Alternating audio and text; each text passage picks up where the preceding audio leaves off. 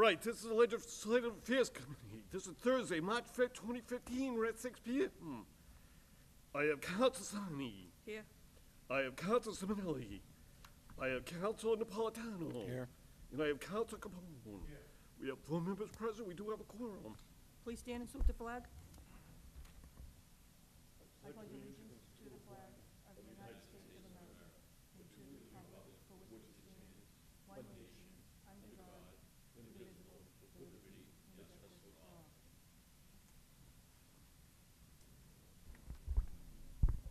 Madam Chairperson? Council Capone?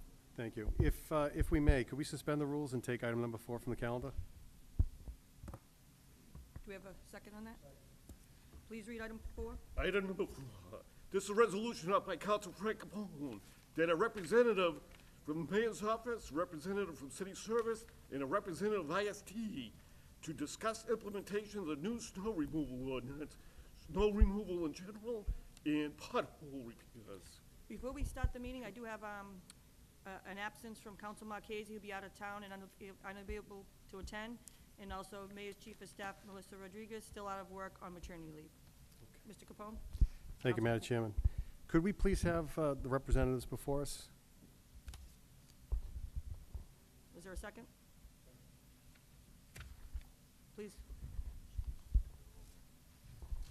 Thank you, gentlemen, for appearing tonight. Our pleasure. Please state your name. Ernie Rivia, co-acting director, DPW. Jim Soper, director of ISD. Okay. And we don't have anyone from the mayor's office? No. Okay. Thank you.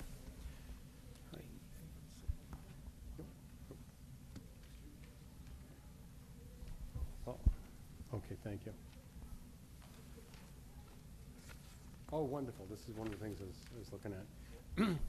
So, first of all, let's start with probably one of the most horrific amounts of snow in a short period of time we've ever seen.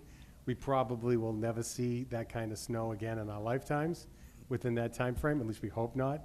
That said, I think that for the most part, every department did as well as they could. If you go to neighboring communities, Everett was in much better condition than the surrounding communities. That said, I just had some issues that I wanted to talk about. One of the things that I was concerned about, and this really involves the mayor's office, I don't know if Jim, you might be able to speak to it. You may not be able to, so it might be unfair. So when Melissa was here before and we were talking about the ordinance, the biggest thing was trying to notify the residents, notify the business owners about the new snow removal ordinance. And one of the things that was mentioned was the possibility of putting a copy of the ordinance in with the water bills and the tax bills. I don't think that happened. So what I've seen is, for the most part, I think the majority of people, as always, took care of business, they shoveled the sidewalks. Unfortunately, some folks didn't, which we kind of knew was the case in certain circumstances. And I think there's some businesses that weren't aware and residents that weren't aware of the new ordinance. I don't know if that's probably not something you'd speak to. I don't want you to speak to it if you're not. So that'll be something reserved for the mayor's office. What I can speak to you about would be enforcement, and that's part of the issue. Part of the issue is if they're not aware of it, it makes it almost unfair to enforce it. I know that it goes in the newspaper. I know that ECTV has listed it, and it went into effect at the end of January. So one of the things I was going to ask the mayor's office is how many people have applied for exemptions, how many people have actually started the process, and once we get beyond that, the segment that would pertain to your department would be, what have you seen? Have we been in a situation where, I know that you know under the statute, the first 2 are warnings, and then it escalates from there. Have you had an opportunity to go out? Have citations started to be issued? Where are we at in that process? Thank you, Councilor Capone. I just want to take a minute and if we can, have my Director of Code Enforcement, Frank Nuzzo, explain the program as we're operating the program right now, and tell you a little bit about how we're working with the exemptions and how we're handling the warnings that go out on a regular basis. No, that'd be great. Do we have oldest top to speak? Once you flip the switch, it should be good, up on top. Okay. Okay. Right there, yeah, it should be good once it's on. Thank you. Okay, I heard your question regarding the waiver list. We do have a list that we're using. This list seems to change daily. People hear that it exists, and they have to follow the procedure as per the ordinance. And right now, there's 272 different locations that are on the waiver list. Okay, All right. As far as the warnings and the implementation of the snow removal ordinance, we gave you some statistics. I hope you can understand it. There's a summary at the very end. We've really haven't issued many tickets because the ordinance, the way it's written, we have to give them 2 warnings. right. That's very time-consuming for the inspectors. I mean, I know you stated it perfectly. We just went through an historic period as far as the snow went. I mean, we haven't seen anything like that, and we hope we never see that again. The guys were out there during the storm. I mean, we have to wait, as the ordinance states, till 12 hours after the termination of the snow emergency. That might end up being at 1 o'clock in the morning. So they're not gonna be out there at 1 o'clock in the morning. They're gonna come in, and start their shift. And by then, it's legal for us to start, monitoring the properties that have to get a warning.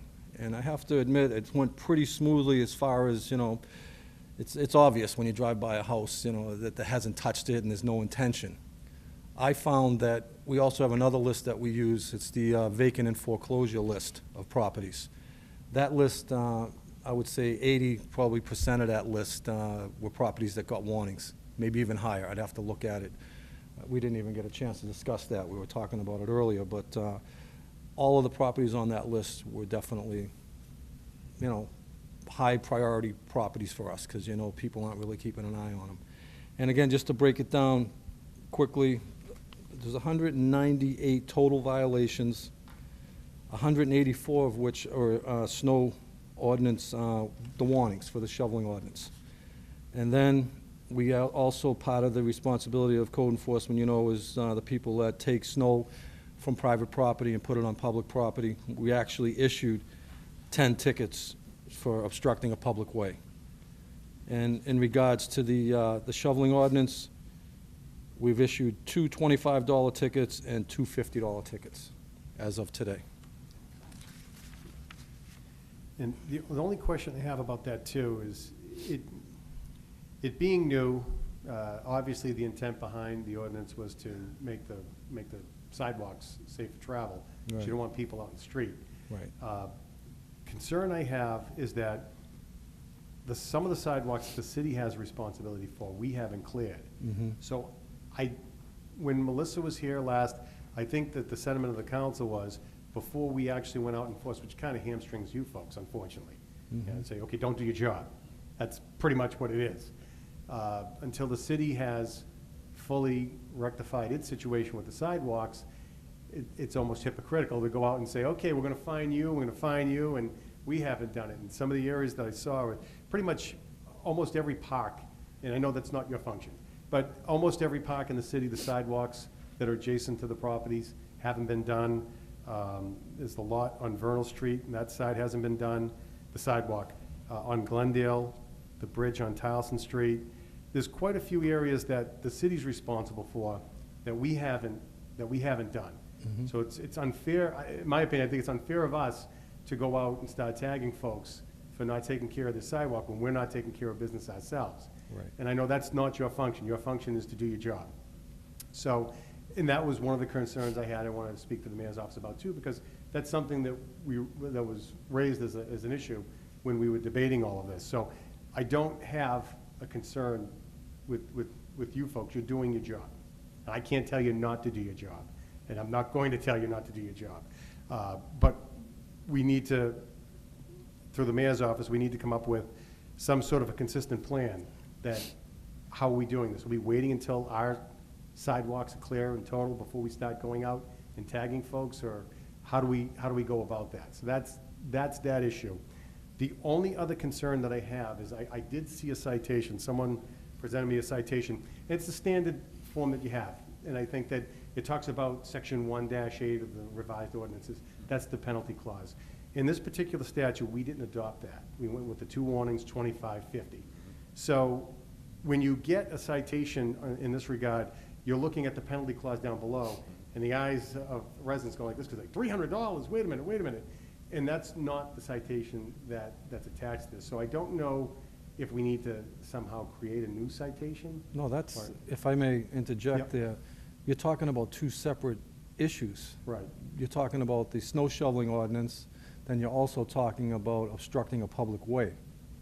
There's another So- ordinance. So the 1-8, you're saying Yes. is obstructing a private Public way? way. A public way. Yes. So That one- when somebody is getting, okay, so in theory, when you don't shovel your sidewalk, Mm-hmm. not only are you getting hit for not shoveling the sidewalk, there's a separate offense for obstructing a public way?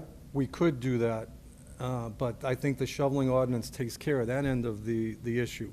Okay. What the other end is the people that take snow, say they have a business and they want to plow out the whole business and they feel it's okay to plow it across the street and just bank it up against Okay. the other side of the Irresponsible street. relocation Yeah, of the those snow. people we talk to, and we've talked to them many, many times.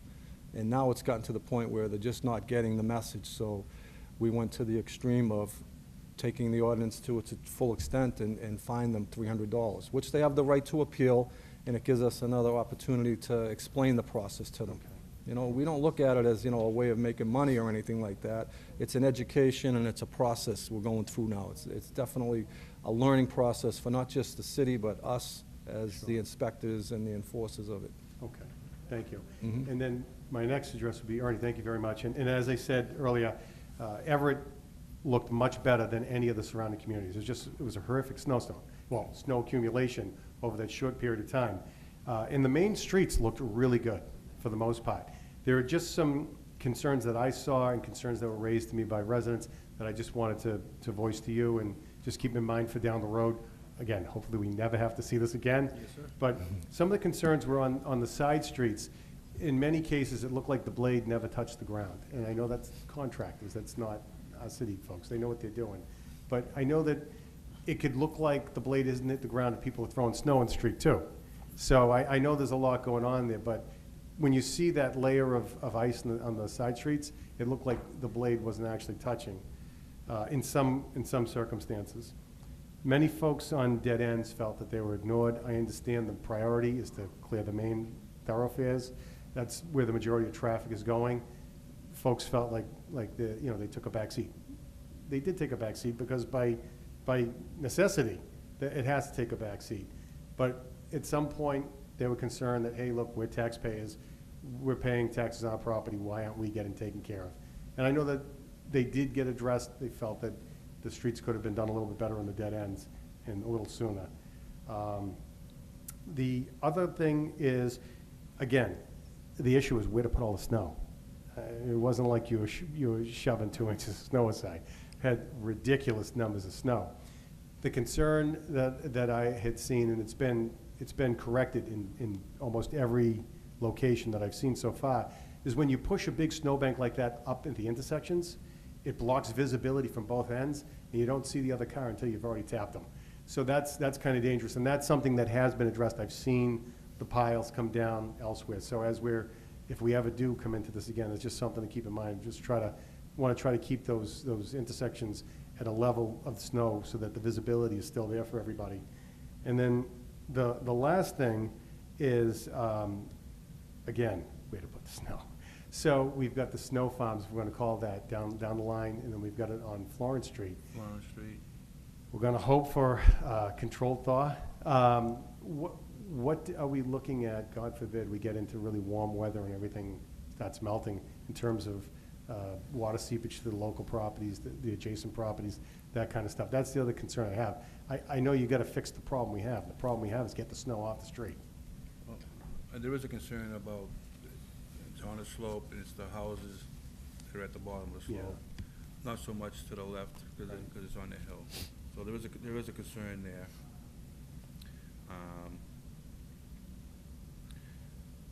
The piles on the corners,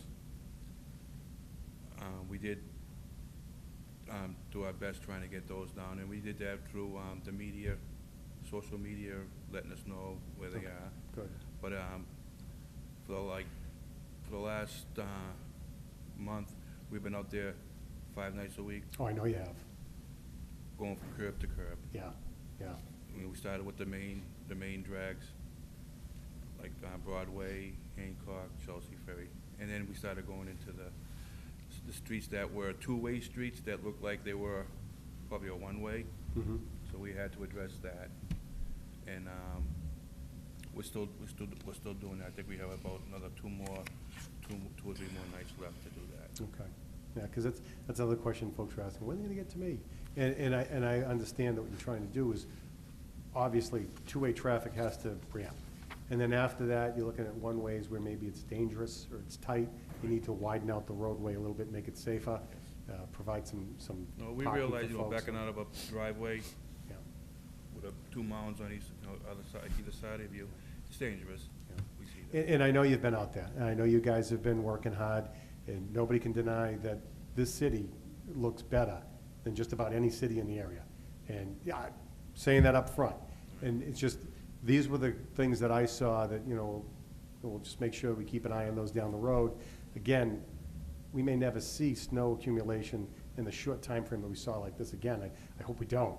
But, those were some of the things I saw, and I appreciate you coming up to address them. I appreciate you guys coming. Frank's always a pleasure to see you in this chamber. Nice to be back. I appreciate you guys coming up, and I know that some of the issues are things you can't speak to, and I'll have to find some answers elsewhere at some other point. But I have no other questions. Thank you very much. And I'd like to thank the councilors for their indulgence. I know that was a lot, so thank you. Council Napolitano? Thank you. I just want to go over a little of the numbers here. The thing is that this is the first year I've actually backed the snow removal ordinance. In the past, I've always been a little, I just saw there was a lot of problems, potential problems. And so do you feel that we've addressed a lot of these issues, and do you think things went as smooth as it could have gone, given the circumstances of the intensity of the storm, the amount of snow that we had? I just think, unfortunately, the timing of implementing it and what we had to go through really compounded it. It was just to the extreme. We could have wrote a ticket, a warning to just about every property in the city. Could have been in the thousands. But I think it's a great tool for us to have, to work with, and I think we just have to refine it a little bit. I know I have a couple of questions about the ordinance. I know we're on a 2-year trial period with it. The way I read it is if we declare a snow emergency and we go through all the steps of the ordinance, if we have another storm and there's another snow emergency, we have to start all over again with warnings. And that's unbelievably time-consuming. And I think once we do warn properties, we have it in the computer. So if we go to issue another ticket, we're already going to see that we've warned that location twice, and they're at the ticketing phase. I just think if there's any way of looking at that, it would make the job of the inspectors a little bit easier, and it would cut out a lot of the paperwork that we're doing, because this is very, very time-consuming. Well, I know one of the intents with this was to revisit it in the spring. Okay. And go over it, look at how this worked. Mhm. And I think it's interesting you bring that up, because now that I'm thinking about it, I don't believe we had any representation from code enforcement Okay. while we were creating this ordinance. No, I wasn't Your other- invited, Your yeah. other folks actually doing the implementation of Mhm. the ordinance. So, we'll definitely should make sure that you're a part of the revisit of this. I appreciate it. We can analyze, you've got some valid feedback and data firsthand. Mhm. I think would be important on how we fine tune this ordinance. The other question I have, well, I have just a few more. Again, I see there was 184 warnings. There's only 2 tickets issued at. Well, that again comes into the effect of having to come back, put the letter together, put the ticket together, mail it out to them, give them a day, because you can't do it the very next day, go back, revisit that property, see if they haven't done anything yet. Now you got to issue a second warning. It's very, very time-consuming, because these gentlemen, they aren't just doing snow. They're still also doing habitability checks, complaints, no heat, illegal housing. They could take their whole day and sit at their desks and just pump out paperwork after, but I don't think that's the right thing to do, because we'll be neglecting some of the other issues that are very important, where we have public safety issues with people living in situations that they shouldn't be. you gotta really have your priorities correct, and I think it can work, but it has to be kind of fine-tuned to help them a little bit, speed up the process a little bit. I just think, again, to have to do it per each step, every snow emergency. I mean, we've had how many snow emergencies? I mean, we had about 4 or 5 in a row, it seemed like. That's like one, Right, yeah. every Monday was it was a new warning Right. period, so to speak. So And you then you, I'm sorry I'm to sorry. jump, but I Go did ahead. want to say some stuff. So you get to that, the 12 hours is up, now we can go out and ticket, but we're given a warning, and as Frank alluded to, that something goes out in the mail. So it's a kind of a 2-day mail thing before we should be back out there wanting them again, because we could want them on Tuesday, want them on Wednesday, find them on Thursday, and on Friday, they're gonna get 3 pieces of mail, a warning, and a ticket. That's not really fair. So we want to try to make it fair, because if you don't officially warn somebody, how do you really start giving them tickets? So this has been the process, and we actually, the computer system we have doesn't really follow warnings, so we've developed a spreadsheet. In the spreadsheet, listed the number of warnings that we've given them, so once it's triggered over, we'll give them the ticket after we effectively given them probably 4 days in between warnings. And then another storm pops up, and you get 2 more warnings coming up. So it's been kind of it's been a chess game a little bit on our part, maybe a checkers game, but I have to say, the guys have worked really hard. We put in a lot of overtime in the month of February. Some of the things that we talked about at budget time, it came in very handy. I'm gonna say I spent almost, over the last 4 weeks of these storms with guys out at night assisting plow drivers too, because we do that. We get calls from 911 that just come in, they go right past Frank, they go right past me. 911 calls one of my inspectors. He comes in, he grabs a car, and he's going out to make sure that that plow that's plowing that private lot isn't dumping it into Broadway. And so, about $9,000 in 4-week period on overtime. So we've got 6 guys who effectively do this, plus Frank, and he's managing this. And it really took a toll. We had guys on for 14 hours at times, running around the clock to try to make this work. Both the private snow on public property and the walkways, the sidewalks. And, I really feel that the businesses should be leaders in the attempt to clear their walkways, and we just I didn't see that in some of the areas on Main Street that I looked at. And I think we try to educate the businesses. We should at least be able to go in and talk to a manager and explain to them what's going on, what we're doing here in the city, how we're trying to clean it up. And, it just promotes more business for them if someone can actually walk on the sidewalk. So, but I've got to say, Frank and the guys from ISD are doing a great job keeping the nose to the grindstone on this. And with all the other things they've got going on, and Frank made mention of them, we're not dropping the ball on them. We have regularly people come to the counter with issues with landlords and landlords with issues with tenants, and we have to keep those going too. Thanks. Just, this is kind of unrelated to a small thing, because we know that the overtime, the storms definitely have blown out a lot of the overtime budgets. Yeah. How are you fixed? How are you doing in that regard? Right now, we have, we started out with 27, we started out with $37,000 in overtime this year. And we've whittled that down to $18,000 right now, and that's not all in storms. We talked about earlier in the budget process last year about the Lower Broadway project, which is almost completely, occupancy permits are almost done. I've got 12 left, and the work that's being done on Waters Ave as well. So these are things that we've got inspectors coming in on the weekends, coming in on, I gotta say, I'm here almost for every Friday, and I've got 2 of my inspectors who are doing paperwork because they're out on the streets during the week doing their inspections on these high priority, get 'em moving type projects that we need to, keep up with these developers. And so it's been advantageous to have the budget that we had in overtime, and we'll revisit that again soon for the next fiscal year. Thank you. Yeah, like I said, I think the ordinances actually work to some degree. I mean, I have some neighbors on my street who I know never shovel. Right, Who okay. shoveled this year. Good. Very Very good. surprised. Mhm. Even got to meet a neighbor that has been living next door to me for 7 years. Never met him before. And Bob shoveled. Great. So, all right, that's great. Well, I want to definitely make a point when we do revisit this ordinance for our critique, to make sure that, represented, because you've got firsthand knowledge, firsthand experience as to how this is going. I think that information's invaluable. Thank you. Oh, I did have one other question, because you mentioned finding the people throwing snow on public property. Do we have any provisions that prevent residents from throwing snow on private property, on their neighbors' properties?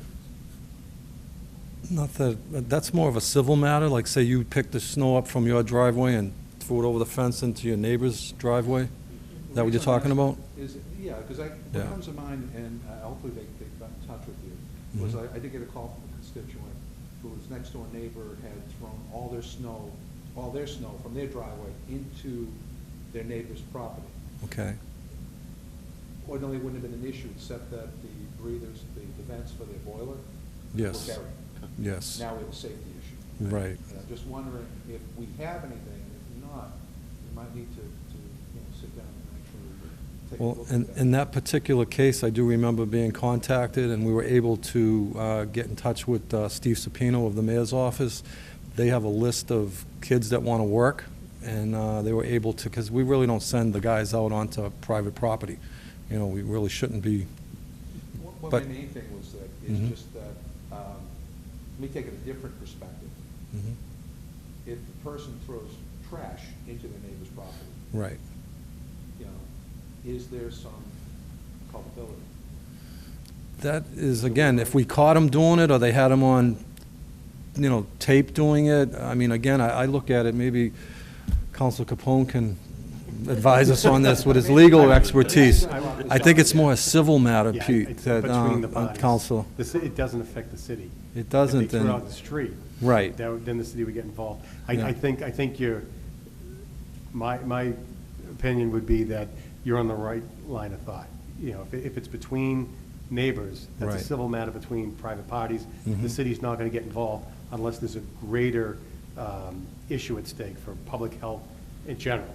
If it's an issue between, it's almost like the boundary dispute between neighbors. Right. It's between neighbors, and they're gonna have to look to the court to resolve it. Unless it impacts the city, that's when the city would most likely get involved. That would be my guess. We had one instance where the same thing happening, and the person called the office. I said, listen, what I'll do, because they were just beside themselves, they were so upset. I said, are they out there right now doing it? He says, yes. I sent an inspector down, he just kind of drove by, nicely said, geez, you know, try to keep the snow on your property. Maybe we went out of the boundaries that we should have, and the guy stopped and then eliminated it. Like, we're willing to do that. I don't know if we should be doing that, but, you know, we'll try. We'll try to help. I mean, the nuisance factor is one thing. Right. If there's a safety factor involved. Oh, right. This particular, that's where my main concerns are. We had things happen this winter that I hadn't seen. I mean, like the vent thing. I mean, I've never had anybody calling. I mean, and you have people, you know, elderly people living alone. They can't get out there, you know. They barely can find someone to shovel their walk, you know, and it was nice to be able to have that tool to call the mayor's office, and they had kids that were willing to, you know, for a few dollars, go down there and clear the vents. Thank you. Yep. I have no other questions. Council Simonelli? Thank you, Madam Chairman, to you, to these gentlemen. First of all, how many men do you have doing, how many men do you have altogether in the total amount, and how many of those are doing the snow shoveling violation? That's all the code enforcement inspectors. I believe there's 6 of us, 6 of them. That's total? Total. And we have 2 on, well, we have 2 on Fridays, which when City Hall's closed, we still have 2 inspectors out there. And on the weekend, we have 1 inspector out on the road. But during this period that we just went through, they were all working. They were all available. And again, we passed on their contacts directly to 911 rather than have them calling Jim at home or calling me at home. You know, they were getting calls 11, 12 o'clock at night, and these guys were willing to do it, and they'd go right out and deal with the call. Oh, that's great. But you have any night people that do it, or just, No, it's not at night, it's just, you know, the regular, like when we're open, yeah, we're open tonight, we have inspectors on until 7:30. it's a big job. Seems like maybe you don't have enough guys. Well, doing it. this made it look almost impossible, this storm. I mean, these storms just made it look like you could have had 10 guys out there, you know? Yeah. Have you covered the whole, the city with the men you have? Yes, we have, and they're actually going through it a second time right now. It's for the second mornings. Okay, I got another question. You got 272 exemptions. Mm-hmm, That means they don't have to shovel. right. So yeah. who's doing the shoveling for these people? That's a good question, and it's almost like there's no way of forcing them to if they're on the exemption list. I don't know if that's something you might want to talk about, but So, I mean, just like you say, the mayor's office has people that. available, yeah. Supposed to be a mayor list. Maybe, right, maybe make it available to them that, you know, there is a mechanism to get kids out to your property, call, and they'll send them out, It you know. just seems like it's gonna be a problem. I bet that list is gonna grow Yeah. and grow and grow. I mean, And how was this a legitimate, list? Is because they're handicapped, they're either there's elderly? elderly with health issues, I mean, That's all. it's if all they're on the, you know, the legitimate, exemption right? list, yeah. But this could say it's gonna be more. Mm-hmm. Well, This is what constitutes. okay, if they can challenge that too. But also, do you guys do, parking, towing, No. or is that for the police? We can get involved if somebody abandons a vehicle on their property unregistered, and we can contact them. What is your intention with that vehicle? Because some cases, you know, the kid might be away at school, or somebody's, you know, sick, they take the car off the road. We're not gonna bother people like that. If we find a car in somebody's driveway that's just sitting there rotting away and the bumper's falling off, that's a whole different ballgame. We wanna know their intention, and we go after those people, and we've had some success, you know, to get cars removed. Do you get many of those? I wouldn't say many, but we get them, you know. Okay, and, I got a couple of, what else I got here? Let me look. Now, this trial period, I don't understand it. It's 2-year trial period, Mhm. but you're still, after the third time, you're still giving out tickets in the trial period. Correct. 2 warnings and then a ticket. 2 warnings and then a ticket. I mean, what does a trial period mean? It means for 2 years, so it tends to mean 2 seasons. So I'm looking at the 2015 season to 2016 season going through this. 2017 will actually not give warnings, will, Oh, you're gonna cut down maybe just one warning, or no? not the way it's written, there will be no warnings So- in 2017. So the next, after this, the second year, which will be next year, you're gonna revise this and, as Well- far as giving out tickets, maybe give them one warning or. I'd love to no work with you and try to streamline the process. That would be great. I think that's a good idea. And, one other thing is the, spot safers, is that gonna, I heard tomorrow, they're gonna, it's gonna be over and everything? Well, they've You made put them, out your, chair or something, they're gonna take it. yeah, I Is that think, true? That's starting tomorrow? there was a call, I think, got I- it, and I, did you get a call? And I think starting tomorrow, they said the saver issue is gonna be, no more. You know, give you a warning to get, if it's a chair you like, you might wanna get it out of there. You know? Yeah, that's true. I mean, I think, like you say, everybody did an overall job with the city, as far as the plowing and you guys, I really appreciate, we all appreciate what you did. I mean, we all have our little problems, but overall, it was a great job. Thank you, Thank you. thank you. Councilman Capone? Thank you, Madam Chairwoman. Just to clarify, I totally get the frustration level. I have to go out and do warnings. This was I don't know if you know the history on this. So this was a piece that came from the mayor's office requesting that we do a snow removal ordinance. And the council was split. It was mixed. People were uncomfortable forcing this upon a property owner. So we've worked the ordinance. And the idea was that the warnings, that 2-year probationary period, the warnings trial period, kind of baby steps, letting people know that, you know, at some point, none of us knew we were gonna have this many Right. snow emergencies in a row. I mean, you could get that whole education process right out of the way this one year. Sure. We figured maybe you had a couple of emergencies over the course of the winter, and it's new to people, they get understanding and they learn. And like I said, we just ham it. But, so that's what happened there, and when the piece came up, one of the concerns we had, and I actually asked it, because we were talking about exemptions for various individuals, and I said, do we have the manpower to address this? And the mayor said that we do, and I said, it's not gonna create more jobs and cost more money. He said, nope, we're good. And the issue about those folks who weren't able to shovel or did get exempt, that was gonna be the city's responsibility. I Oh, said, we really? can do all this. Yes, we can. Like So send I said, somebody from the city to take yeah, care of their yeah, property? to take care of the sidewalk Wow. in front of those properties. So that's what we looked at. We knew it wasn't a perfect piece. We knew it would be something that we'd have to revise again. I thought that when the mayor's office was here, they were representing the interests of your office, and apparently that didn't happen. So, because just the points you raised are very valid and would have been nice to incorporate them into what we're doing. So it's a learning process for all of us. I think we need to do a better job of educating the owners of the property in the city about what's going on. If you live in the city, maybe you see it in the paper, you see it on ECTV, but if you don't, you're not gonna know about it until you get a tag. Right. Makes your job very difficult when someone's coming screaming at you after they receive the citation. So we did plan on revisiting it. I think that, after the season, we'll see how it goes. And that was kind of what I was trying to get, a flavor of what was happening in probably the worst possible scenario ever. Right. The complaint in the past, I guess, with this has always been, it doesn't get work done until the winter's gone, and then everyone's talking about it in the summertime. And this time it got through, and then we ended up having a horrible winter. So I appreciate, the comments, I understand your frustration. The idea was to try to accomplish the goal of the ordinance with the least amount of negative impact on the property owners. So that's what that was. But thank you for your input there. And Ernie, I forgot one major topic. I don't know how you're gonna do it, I really don't. There's a pothole every 15 inches. Well, What do you have for like a plan to address those, because they're awful? since month of February to date, we have put down about 100 tons of potholes. And I got a list of the streets that we have done, but we do about 5 tons a day, and weather permitting if it's not snowing. But the amount of plowing that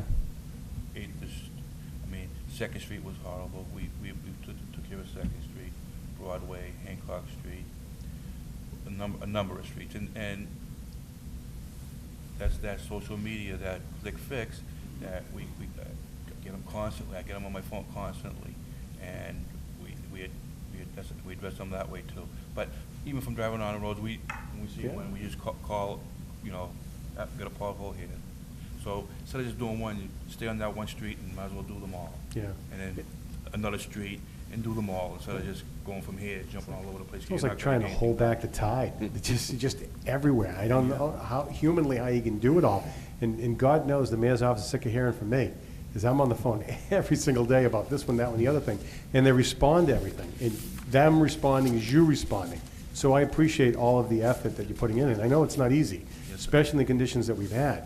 But you look around and they're everywhere. And the questions that you get from the residents is, geez, you see that pothole? Oh my God, it's so big. When are they gonna get to it? And We only have that one hot box. Yeah. That's what we're Yeah. using, and so you're just doing the best you can, you and get I on guess. one street, Yeah, it yeah. might be and- 20 on one street. And I But guess when you, that's the best way to do it. yeah, when you get the complaints, depending, I guess, on the significance of the The safety whole- issue, right, right. do that, but if you happen to be on a street, just try to knock out, you're The there. word that we So usually just get a try to big do it, grader so. here, So the residents should just keep doing what they're doing, just click and call, whatever, and, Right. and get it there, so. Right.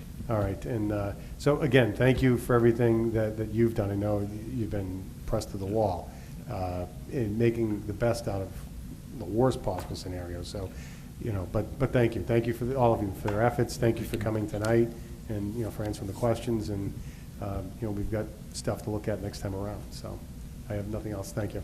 Council Napolitano? Yeah, I second those, those same sentiments.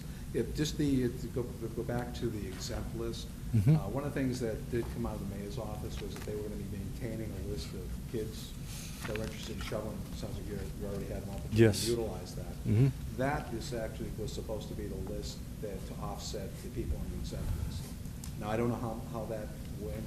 When we revisit this, that's gonna be one of the areas that we're gonna wanna make sure that those properties did get addressed, or if they got addressed, and then how we can fine tune that, make that a little better. But I am glad to hear that you were able to utilize that. But that was the intent behind that. It worked good when we were able to, help. Very good. I have one more. I just have one question from the chair. Who's responsible for the bus stops? The city's responsible for the bus stops. Now, when the city's responsible, are they clearing the whole point from A to B of the bus stop, or are they just You clearing? mean on the sidewalk? Yeah, Yeah. because I know on Main Street, there's a few that has not been cleaned, by my driveway, people are standing, and then the other driveway, which is fine. But a neighbor was saying, why isn't this so clean? I said, well, you can stand here or you can stand there, but they felt that the whole bus stop should I'll be. address that tomorrow. You know, so that was just a concern. And the other thing is, I do agree about the warnings. I thought 2 warnings for the season. I didn't think it was gonna be 1 warning and then another warning after another snowstorm, and then you start over again. I believe that it would have been 1 warning after 1 snowstorm, another one, and then a ticket. Right. So we definitely have to revisit that, because I think people after the second warning should have been educated, should have already been cleaned up. Yep. And I know in my area, it's still out there. So, Yeah. I thank you, you guys are doing a great job. Thank you. What's your pre- Yep. Thank you. Thank you. What would you like to do with this? If we could, I would like to grant further time, because we do need to hear from the mayor's office. A lot of the issues and concerns that we had really come from the policy coming from the mayor's office. So we need to speak to someone about addressing the sidewalks that are owned by the city, how we're going about clearing that, how we're going about addressing the exemption lists, because these are all things that we're told that there was no issue. So, again, this is a horrible winter. This isn't your typical thing. But that said, there are a lot of questions that still need to be answered. So I'd be asking that we grant further time and request, appearance of the mayor's office. We're gonna grant further time and request someone from the mayor's office to appear at the next meeting. All in favor? All opposed? The ayes have it.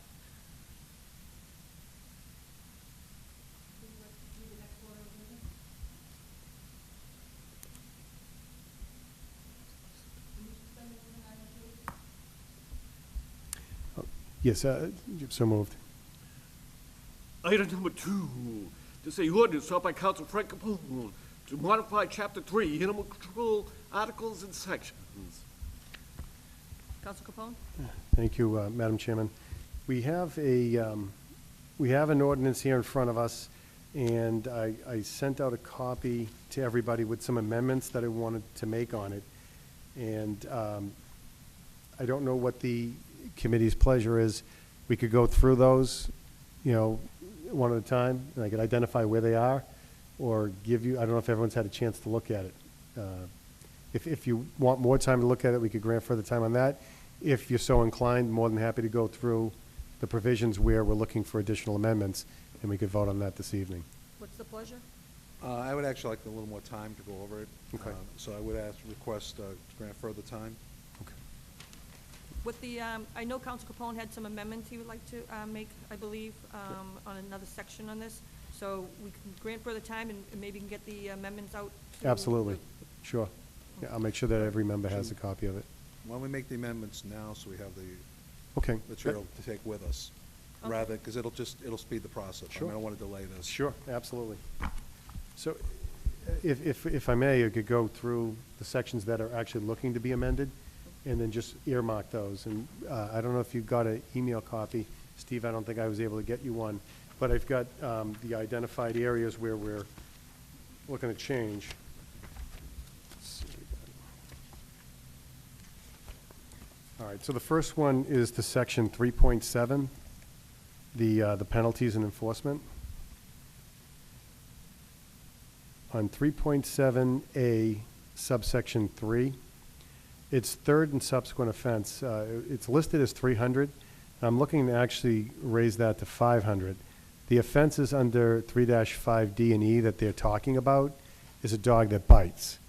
And if you've got a dog that's biting and you've already had a dog that's bitten 3 times, I think you got a serious issue. And as a responsible pet owner, you need to take whatever steps you can to ensure that your dog isn't biting. So I was looking to increase that to 500.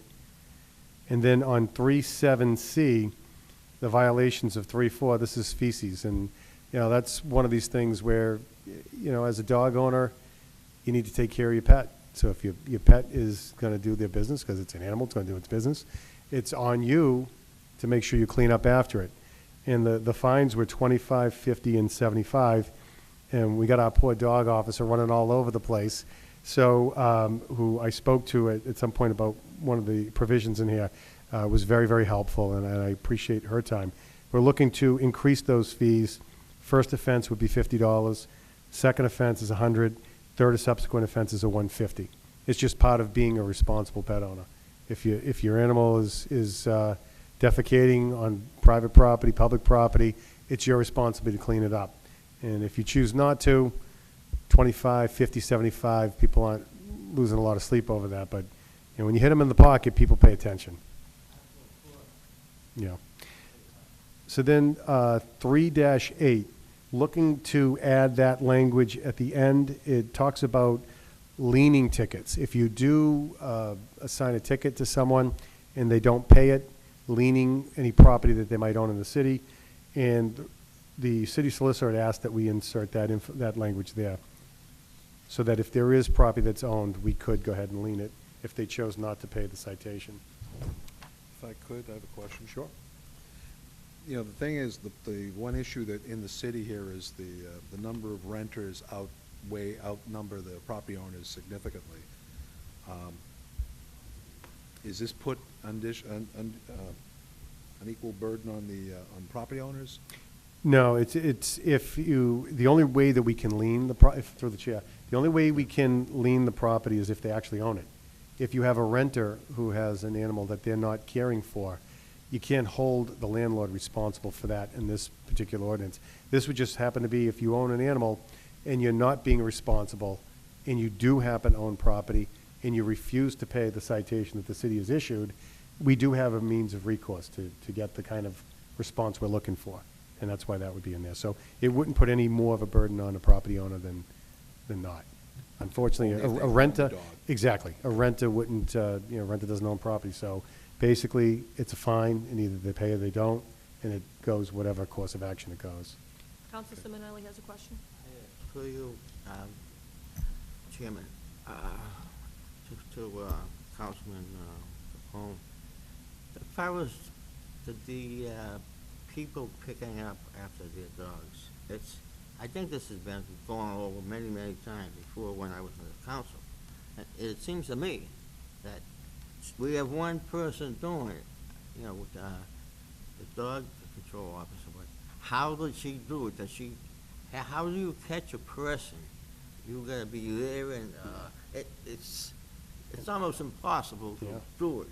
And I talked to her many times, Kathy, and if you're lucky, you're gonna get one or two, unless the people gonna call up at certain time. They're usually dogs like anybody else. They do the same time, the same day. Yeah. You know, I mean, unless you have cameras, but Yeah. it's a good thing. But I think it's gonna be very hard to do that. But I noticed a lot of the people are doing it. They're bringing a bag with them, and I've been watching them, and they've been doing a lot better job now than they did maybe back 5-6 years ago. But anyway, it is what it is. Councilman Capone can continue. Yeah, sure, thank you. Yeah, I understand, it's very frustrating. It's a hit or miss. Either you catch them in the act or you don't. And the reality is, I think that the majority of people are responsible pet owners, and they are taking care of their animals. They are cleaning up after them. This is to address those who choose not to, and unfortunately, they do exist out there. The next one is section 3-13, and it's subsection F, and it's a charge for replacing a lost dog tag. Currently, it's in at $3, and looking to increase that to 10 because there is time and effort and expense by the clerk's office to, reissue tags. So that's what that's for. And then 3-14 below that, just the various fees for kennel licenses. Just to, they're modest increases to the numbers that were listed. But that's what's looked under 314. Section 315, there's a sentence at the end.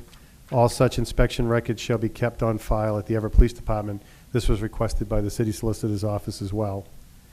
And then 3-16 was a collection and disposition of fees, removing the language that's in brackets below and just stating that the city clerk shall issue dog licenses and tags and the appropriate fees shall be deposited accordingly. 317 was the one I was having a very difficult time with. it's dealing with the topic of euthanasia, and I'm very uncomfortable with it. Unfortunately, there is a state law that already talks about what you do if an animal isn't claimed by its owner, if it isn't adopted. I want to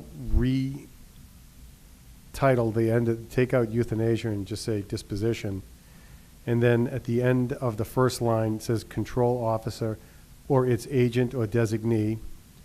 And then we're going to insert the word 10 and take out the number 10 because it's duplicative there, it's redundant. And then on section B, where it says may be sent, actually get rid of that language. And it's going to read that dogs not claimed by their owners within 10 days or adopted shall be turned over to the shelter to provide services or dispose of as they see fit pursuant to the guidelines deemed acceptable by the American Veterinary Medical Association guidelines. I had called numerous shelters, and again, I spoke with the dog officer who was very generous with her time, and I appreciate that. And I guess in Massachusetts, we're very fortunate that the shelters, there are actually some shelters that are no-kill shelters. They refuse to kill, which is great. And then just about every other shelter makes every effort possible to either get the dog relocated, placed somewhere, foster care, adopted, and the absolute last choice would be euthanasia. And the only reason why they would do that, what I'm told, is if you have a dog that has poor temperament. You know, just isn't a dog that's going to be able to be placed. They do not kill for space, which is great to know because that was one of the biggest things that was weighing on my mind. So what we're doing here is rather than actively saying, sure, go ahead and do what you want to do, we're turning it over to the shelter to use whatever resources they have and do whatever they think necessary in order to try to, you know, either relocate a dog, adopt it, foster, whatever. And I've been assured by the, I think we use North Shore Animal Shelter, that they use every effort to do that. And I spoke to quite a few other shelters in Massachusetts, and they do. So I'd feel more comfortable with that language. Then paragraph 3-18, the city solicitor requested that we insert section 1-8 of revised ordinance of the city of Everett and remove the reference to the Mass General laws. Then the next section was dealing with fowls. I'm not changing anything there. We had sent that out to the Board of Health to take a look at because we're not up to code with fowl. So, and we appreciate their effort on that. And I think that is all the amendments that I'd be looking for.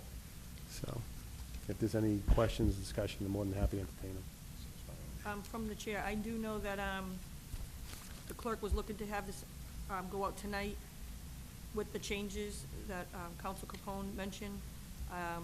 I'm not sure if you need more time where he already mentioned the changes. So what's your pleasure in? No, I motion to approve the following amendments as read. Second the motion. Favorable action with the amendments, as Council Capone had mentioned. All in favor? Aye. All opposed? The ayes have it. Madam Chairman, could we take items 1 and 3, waive the reading and grant further time, we'll hold them over to our next meeting? On item 1 and 3, waive the reading, grant further time. Do we have a second? Second motion. All in favor? Aye. Opposed? Ayes have it. Move to Motion to adjourn. adjourn? Motion to adjourn.